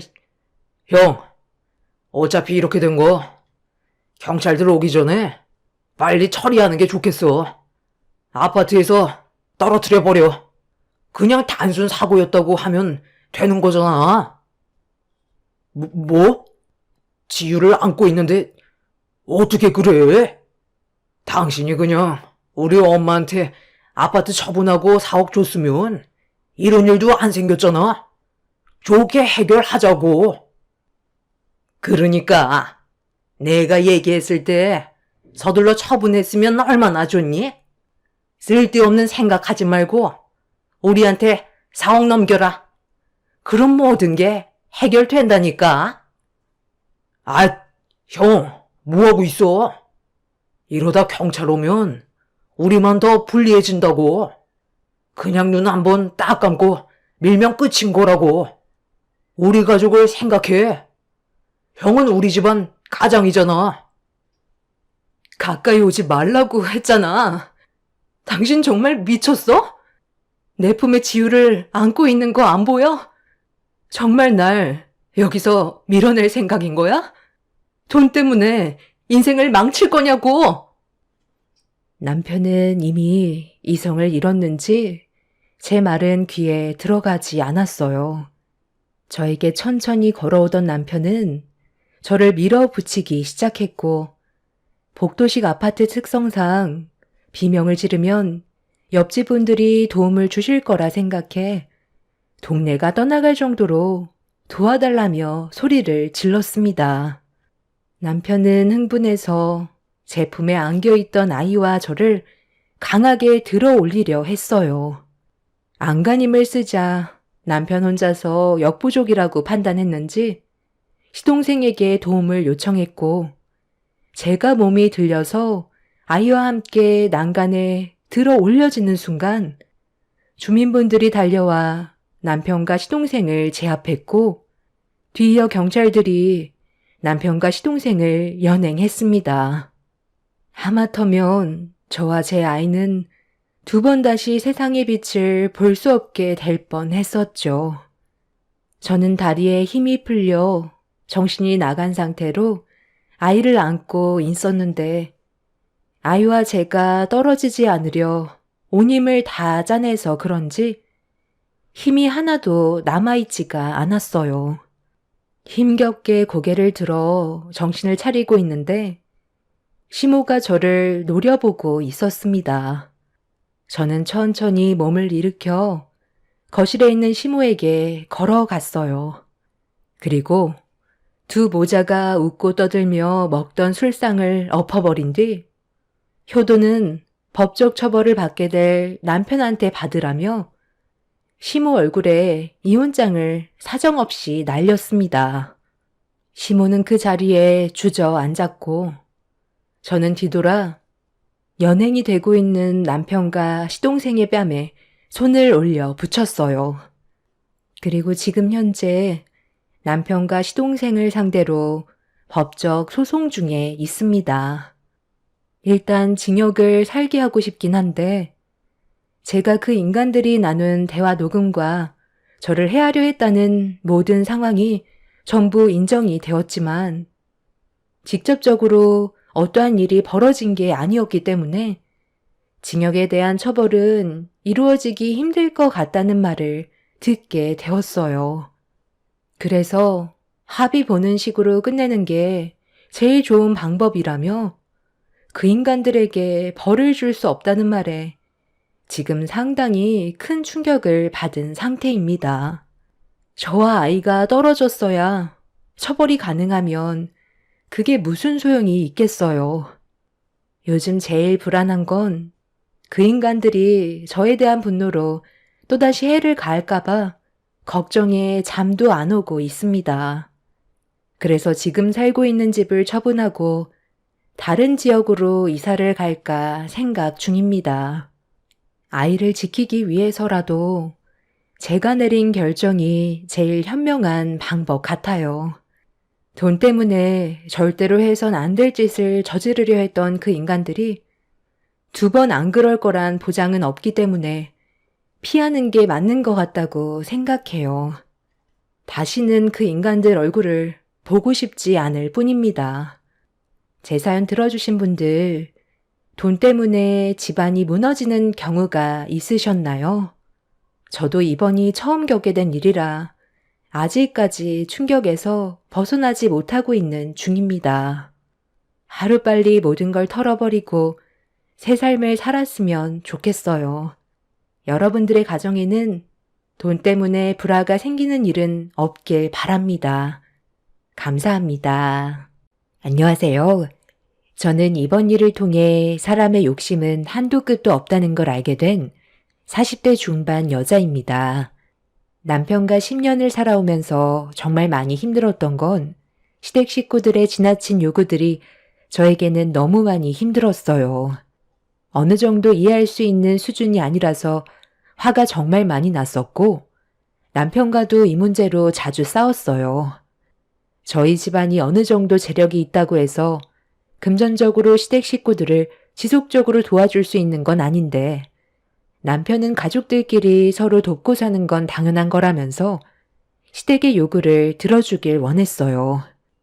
그냥 이혼하고 사는 게 속 편할 것 같아 남편에게 이혼 서류도 몇 번 던져봤었지만 그럴 때마다 남편은 아이를 이용해 저를 설득했습니다.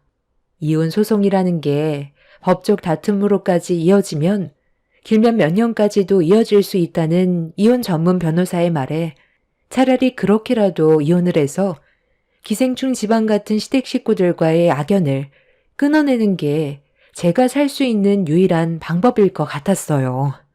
그래서 이혼 소송을 강행했고 법적 다툼이 시작되면서 아이 문제로 서로에게 온갖 상처를 주면서 정말 더러울 정도로 안 좋은 모습을 보여주며 소송이 이루어졌는데 그 사이 저희 엄마의 건강에 적신호가 켜졌어요.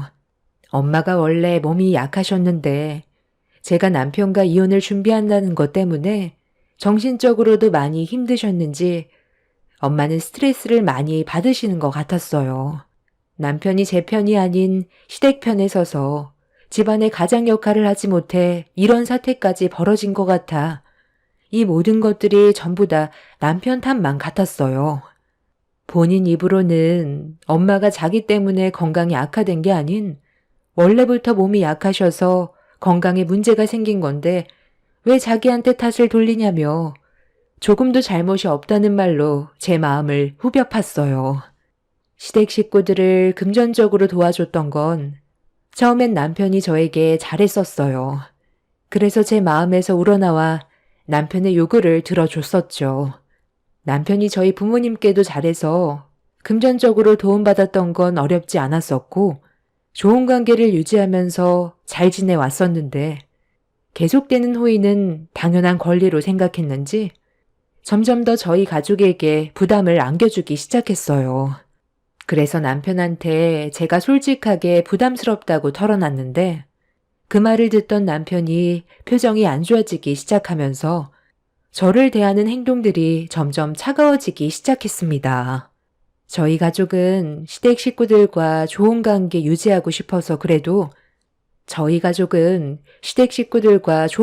유지하고 싶어서 그래도 싫은 내색 한번 하지 않고 호의를 베풀었었는데 시댁 식구들은 더 이상의 금전적으로 지원을 하지 않자 남보다 못할 정도로 저에게 많은 상처를 안겨주었습니다.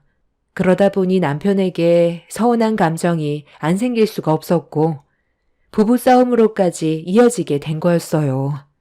제가 임신도 잘 안 돼서 아이도 늦게 가지게 되는 바람에 첫 아이가 6살밖에 안 됐는데 임신을 했을 때는 남편과의 관계는 나쁘지 않았었습니다.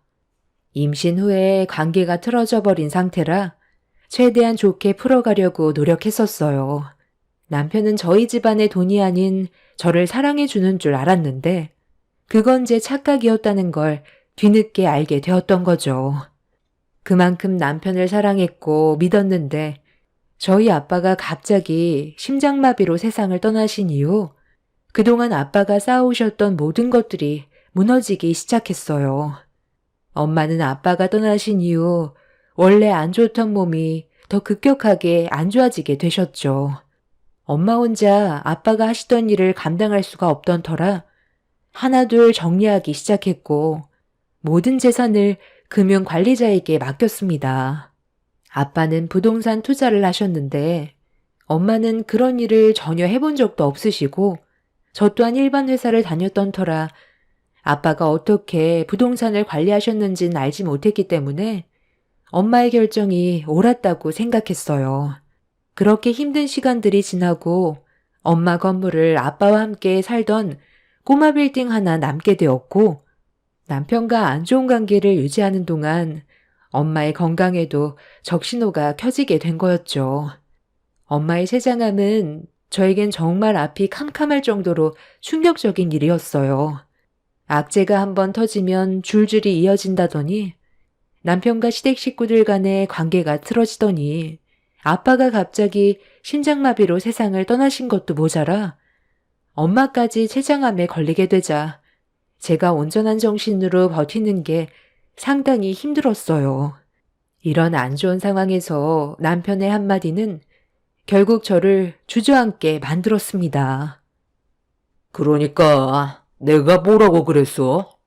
베풀지 않고 욕심을 부리면 결국 다 이렇게 당신한테 돌아올 거라고 했었지? 도와달라고 했을 때 잘 좀 했으면 이런 일이 생겼겠어? 마음을 곱겠어야 불행도 찾아오지 않는 거야. 나는 당신이 벌을 받았다고 생각해. 우리가 오죽 힘들었으면 도와달라고까지 했겠어? 잘 먹고 잘 살아보려고 했던 것 뿐이지. 우리 집안이 투자 받은 돈으로 놀고 먹었냐? 음식점도 차려보고 이것저것 사업했다가 망한 거잖아. 우리도 성공해서 도움받은 거 돌려주려고 했었어. 그런데 이게 말처럼 쉽지 않으니까 얼마나 답답하겠어? 우리 엄마도 당신한테 미안하게 생각하지. 빌려간 돈이 한두 푼도 아니고 몇 억이나 되는데 눈치 안 보이겠냐? 그런데 우리가 남도 아니고 가족이잖아. 충분히 눈 감아줄 수 있는 거고 잘 될 수 있다는 희망을 주면 얼마나 좋아. 몇 번 실패하고 넘어졌다고 더는 빌려주지 않겠다며 가족 간의 관계를 틀어버리니까 이런 사단이 생긴 거라고. 처음만 잘해주면 뭐해? 끝까지 잘해줘야지. 그래서 우리 부모님이 도와준 거에 대해서는 고마움이 전혀 없다는 거야? 우리가 도와준 걸 왜 당연하게 생각하는 건데? 돈이 많아서? 당신은 나를 돈 보고 결혼했어? 도대체 우리가 언제까지 도와줘야 만족을 할 건데? 우리 아빠가 그동안 부동산 사업으로 벌어 모으신 돈이 누워서 편하게 벌었는지 알아? 발에 땀이 나도록 움직이면서 발품 팔아가며 힘들게 벌어모은 재산이야. 당긴 식구들한테 금전적으로 지원을 해줬던 건 우리 부모님이 그래도 나 생각해서 보낸 돈이었다고. 사업 한두 번 실패하는 건 그럴 수 있어. 어느 누가 처음부터 모든 일을 잘하겠어? 그런데 어느 순간부터 당신 집안은 조금만 장사가 잘 안 되는 것 같으면 바로 폐업 처리해 버렸잖아. 그리고 또다시 손을 벌리는데 어느 누가 돈을 빌려주고 싶겠어. 그런데도 어떻게 우리 부모님이 마음을 곱게 쓰지 못해 벌어진 일이라는 말을 할 수가 있어? 이혼 소송을 하면서 생긴 안 좋은 감정들 때문에 남편은 저에게 더 이상 조금의 감정도 남아있지 않았는지 막말을 거침없이 내뱉었어요. 가뜩이나 엄마의 췌장암 때문에 너무 힘든 상황인데 남편은 저에게 더 큰 상처를 안겨주었습니다. 하루빨리 모든 걸 정리하고 지긋지긋한 관계를 끊어내야 제가 살 수 있을 것 같았습니다. 그렇게 남편과 한바탕 한 뒤에 입원해 계시는 엄마 얼굴 뵈려고 병원을 찾았는데 사람들이 왜 이렇게 악한 건지 시댁 식구들이 아픈 엄마한테까지 찾아왔어요. 본인들 생각만 하는 이기적인 시댁 식구들 때문에 저는 병실에 들어가자마자 화가 치밀었고 입에서 거친 말들이 쏟아져 나왔습니다. 지금 여기가 어디라고 찾아와? 우리 엄마가 언제 돌아가실지 그거 보려고 온 거야? 당신 아들과 이혼 때문에 법적 싸움까지 간 걸 알면서 도대체 여기 온 이유가 뭐야? 아직까지 미련을 못 버렸어? 어차피 끝난 관계인데 항암 치료받고 있는 우리 엄마한테 그만 좀 손 벌려. 이 거지 같은 것들아. 얘가 지금 셰미한테 못하는 말이 없어? 거지 같은 것들이라니. 너 아직 내 아들과 법적으로 부부 관계다. 정식으로 남이 되기 전까진 말을 가려서 해야지. 나도 볼 일이 있으니까 찾아온 건데 네가 뭔데 나를 내치려 들어? 어른들과 얘기 중이니까 넌 끼어들지 말고 빠져 있어라. 사돈, 제가 방금 한 말 다시 설명해 드려요. 이번엔 정말 확실하다니까요. 한 번만 도와주시면 더는 도와달라는 말 하지도 않을 겁니다. 이번에 제 아들과 이혼하려는 마당에 여기까지 찾아온 이유를 모르겠어요. 그만큼 확실하니까 돈 좀 빌려달라는 거예요. 혹시 알아요? 이번 일이 잘 되면 제 아들과 며느리가 다시 예전처럼 좋은 관계로 발전할 수도 있는 거잖아요. 손녀딸이 지금 6살인데 부모 없는 자식 만들고 싶으세요? 세상 떠나실 때 돈 싸들고 가지도 못하는 거 왜 이렇게 꽁꽁 묶어두시는지 모르겠네.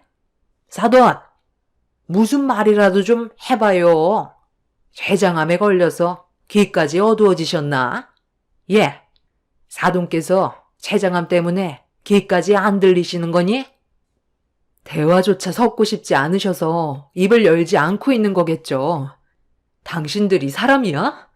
남의 등에 빨대나 꽂으려는 벌레 같은 존재들이니까 상대를 하지 않으려는 거잖아. 너 지금 어른한테 그게 무슨 말버릇이야? 좋게 얘기하니까 시부모가 우습게 보여? 벌레 같은 존재라고? 여기서 아무리 발버둥 쳐봤자 어차피 세상 떠날 거 가기 전에 좋은 일 한번 하라는 건데 그게 잘못됐어? 오냐오냐 해주니까 시부모가 아주 우습지?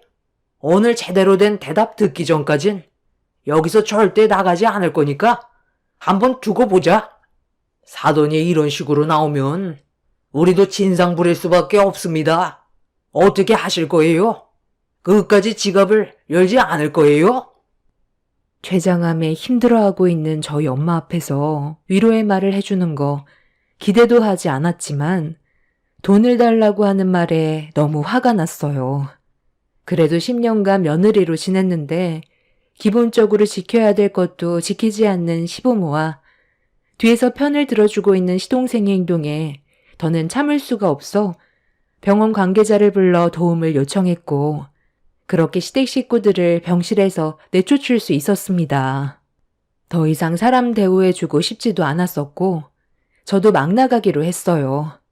그렇게 병실에서 내쫓긴 시댁 식구들은 한참 동안 그 자리를 떠나지 않고 난리를 치면서 돈을 빌려주지 않은 저희 엄마한테 막말까지 퍼부었습니다. 하루빨리 이혼을 하는 게 저와 엄마가 덜 피해를 받는 방법인데 모든 걸 법으로 해결을 해야 돼서 결과를 기다려야 한다는 게 너무 답답하기만 했습니다. 병원 측에서는 환자의 안정을 우선시 생각해 더 이상 시댁 식구들이 병원에 출입을 하지 못하게 조치를 취했고 그렇게 엄마는 다시 심적 안정을 되찾았는데 어느 날 회사에서 근무를 하던 도중 병원에서 전화가 왔어요. 아무 생각 없이 받았는데 전혀 예상하지 못했던 말이라 엄청난 충격으로 다가왔었고 급하게 병원으로 향했는데 이미 엄마는 제가 병원으로 가는 도중에 갑자기 세상을 떠나고 마셨습니다. 저와 작별 인사도 없이 갑자기 떠나셔서 너무 당황스러웠어요. 전날까지만 해도 엄마와 대화도 주고받았었는데 불과 몇 시간 만에 제 곁을 떠나셔서 눈앞에 놓인 현실을 받아들이기가 너무 힘이 들었네요. 담당 의사도 심폐소생술을 진행했으나 환자를 살릴 수 없었다며 괴로워하고 있었습니다. 결국 제 손으로 아빠의 장례도 치렀었는데 엄마의 장례까지 치러야만 했어요. 그렇게 장례식장에서 엄마의 영정사진을 보며 오열을 했고 제가 못해드린 기억밖엔 안 떠올라 눈물이 멈추지 않고 있는데 엄마가 세상을 떠났다는 소식을 듣게 된 남편이 시댁 식구들을 전부 다 데리고 장례식장을 찾아왔어요. 이미 저는 정신적, 신체적으로 모든 상태가 좋지 않았던 상황이라 그냥 조용히 있다가 돌아가길 바라고 있었습니다. 엄마의 장례식장에서 시댁 식구들과 얼굴을 붉히며 싸우고 싶지 않았었는데 그건 제 바람이었을 뿐 저에게 다가와 괴로워하고 있는 저를 사정없이 들쑤셨습니다.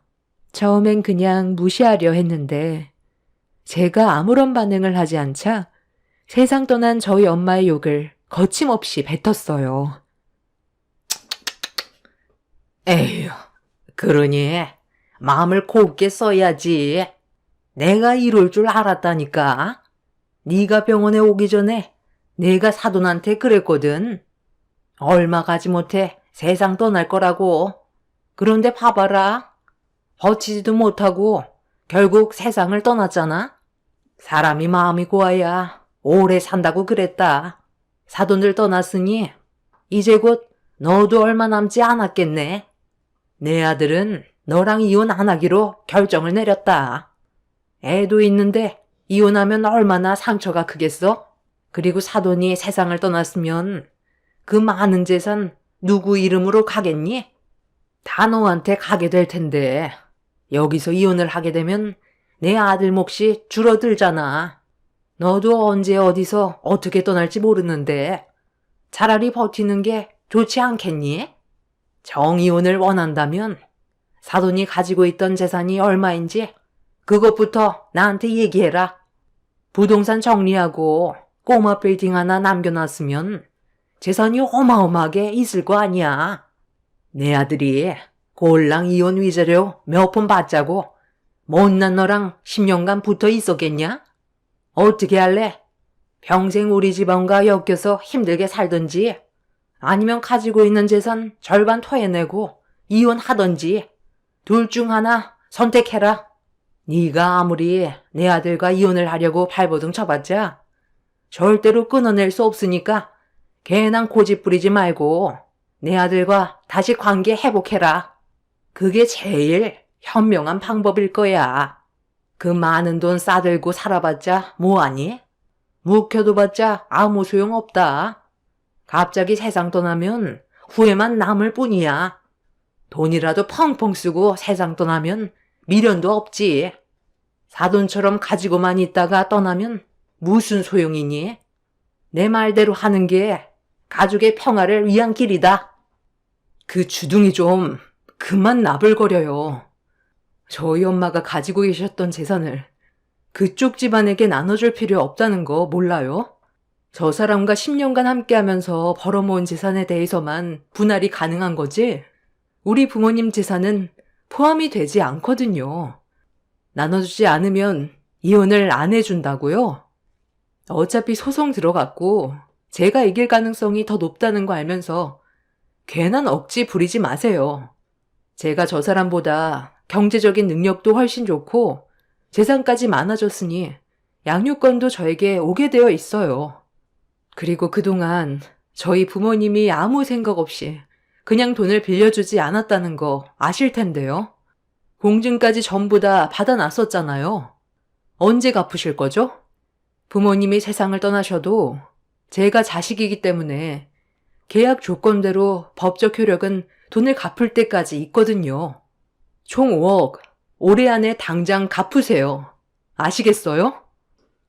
제가 얼굴을 붉히면서 부모님이 빌려줬던 돈이나 갚으라고 하자 시댁 식구들은 갑자기 화를 내면서 엄마의 장례식장을 아수라장으로 만들기 시작했어요.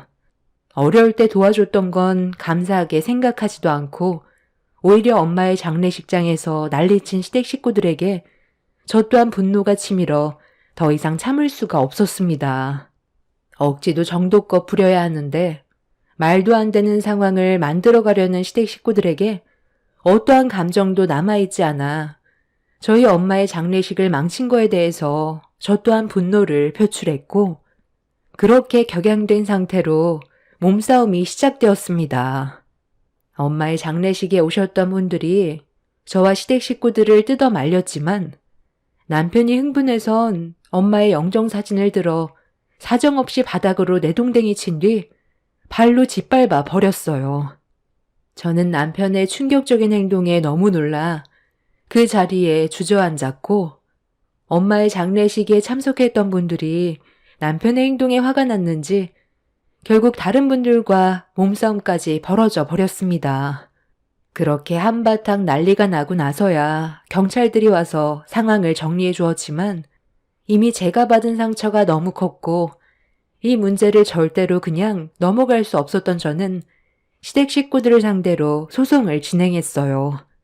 어떠한 유언도 없이 갑자기 떠나신 엄마 때문에 너무 많이 힘들었는데 남편과 시댁 식구들까지 상식 이하의 행동을 하니 저 혼자 버티기가 쉽지 않았습니다. 그렇게 법적 소송이 진행되고 있는 상태에서 시댁 식구들이 불리해지게 되자 악한 사람들은 더 악해진다고 남편이 저와 법적으로 남이 되기 전에 제가 가지고 있는 재산을 탐하려고 사람이 해선 안 될 행동을 저질렀어요. 제가 잠깐 외출을 했던 사이 남편이 저희 부모님 집에 들어와 있었습니다. 남편이 예전에 저희 부모님 집에 자주 다녀갔는데 그때 현관문 비밀번호를 알고 있었고 저는 변경한다는 걸 깜빡 잊고 있었어요. 법적 소송 중에 남편이 저희 집에 올 거라곤 예상하지 못했었죠. 비밀번호를 바꿔놨어야 했는데 그렇게 하지 못했던 게 제 실수였는데 여기서 엄청난 사건이 터져 버렸습니다. 엄마 집으로 거처를 옮겼던 저는 볼일을 보고 현관문을 열었는데 시댁 식구들이 거실 한가운데 있었어요. 그 모습에 당황을 해서 뭐 하는 짓이냐고 소리를 질렀었죠. 뭐 하긴. 여기에 눌러붙어 살려고 왔지. 내가 여기 밥 먹으러 온 줄 아니? 비밀번호를 바꿔놓지 않아서 수월하게 들어올 수 있었다. 너 때문에 우리 가족이 피해본 걸 생각하면 속이 뒤집어지는데 이 건물 하나 보고 참고 있다. 우리도 참는데 한계가 있고 어차피 갈 때까지 왔는데 두려울 게 뭐가 있겠어? 내가 가지지 못하는데 네가 가지고 있으면 내 속이 얼마나 뒤집어지겠니? 이대로 이혼하면 내 아들은 재산 분할해야 되는 거고 거기에다가 빌려받았던 5억도 토해내야 되는데 너는 118억짜리 꼬마 빌딩에 거기에다가 사돈이 부동산을 전부 다 처분한 걸 가지고 앞으로 떵떵거리며 살 거 아니야? 나는 절대로 그 꼴 못 본다. 이 건물 내 아들 명의로 옮겨주지 않는다면 우리 모두 그냥 이 자리에서 드러눕든지 세상 떠나는 걸로 하자. 내가 여기 들어오는데 어떤 각오로 왔는지 알아? 너한테 이 건물 못 받으면 그냥 다 떠나기로 했다. 5억이 한두 푼도 아니고 그 돈을 어떻게 갚으면서 살아? 아들, 엄마는 준비됐으니까 시작해라. 시모의 말이 끝나자마자 남편은 가스레인지 밸브 호스를 끊어버렸어요. 그리고 가스를 틀기 시작했고 호스 안에서 가스가 새어나오고 있었습니다. 이미 창문까지 전부 다 덮여져 있는 상태에서 시부는 현관문을 걸어 잠갔고 시모는 모두 다 세상을 떠나던지 아니면 118억짜리 빌딩을 넘겨주던지 선택하라면서 절대로 해선 안 될 행동을 저질렀습니다.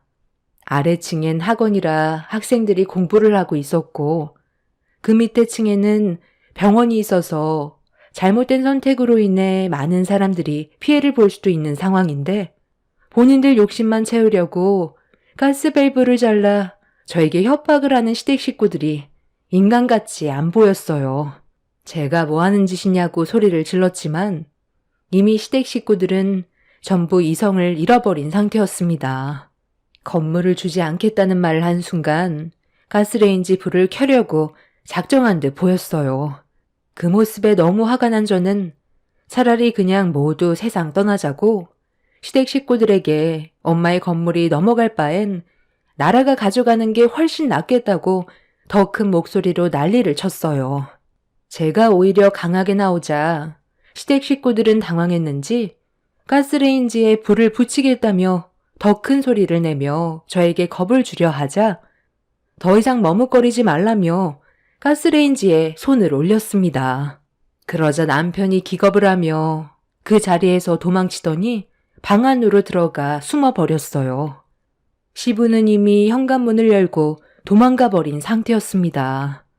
시모는 그 자리에서 엎드려 머리를 숙이고 있었는데 벌벌 떨면서 일어나지 못하고 있더라고요. 조금만 겁을 주면 제가 살고 싶어서 건물을 주겠다고 타협할 거라 생각했는지 액션만 취하려는 행동이 정말 한심해 보였습니다. 저는 가스밸브를 급하게 잠근 뒤 집안 전체의 창문을 연 다음 경찰에 신고를 했어요. 그리고 엎드린 채 일어나지 못한 시모에게 이 문제까지 추가로 법적 처벌이 점점 더 무거워질 거라면서 경찰 조사 잘 받고 나오라며 집 밖으로 나가라고 했는데 시모가 계속 엎드린 채 일어나지 않고 있었습니다.